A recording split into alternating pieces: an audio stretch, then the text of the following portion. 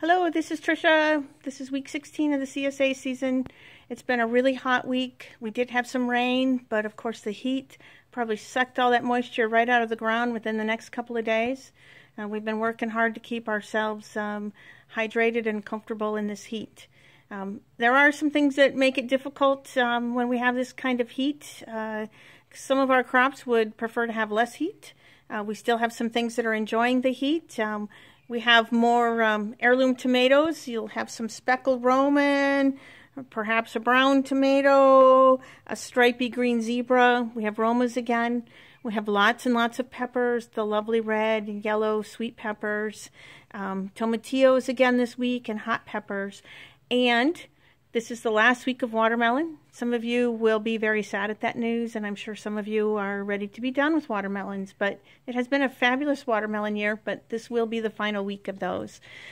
We are going to continue with our winter squash. This is an acorn squash. Most of you are probably familiar with acorn squash. A lot of people cut this open and roast it with a little bit of butter and either brown sugar, maple syrup, something like that as a sweetener. You can stuff those. They stuff really nicely. We also have a couple of small squashes called a honey nut. These are a type of butternut squash. They're a little darker brown and they have some striping that a butternut does not have. They're sweeter than a butternut, and you can see from their size they're kind of more of an individual serving size, but they're really tasty and delicious. Cilantro again this week. We have the cherry tomatoes. We continue with the lovely sun golds. And one surprise we had this week, I took a chance a few weeks back. Usually it'd be much too late to do this, and we ended up with some green beans. Let me get them so you can actually see them here. Some lovely green beans.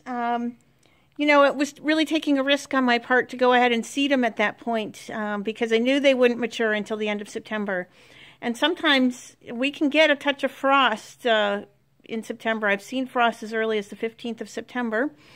And, you know, that would have wiped out our bean plants. So it was a risk, but this time it paid off. So that was well worth the effort.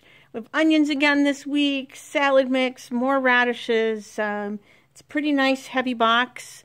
And I hope you all enjoy it. Have a good week.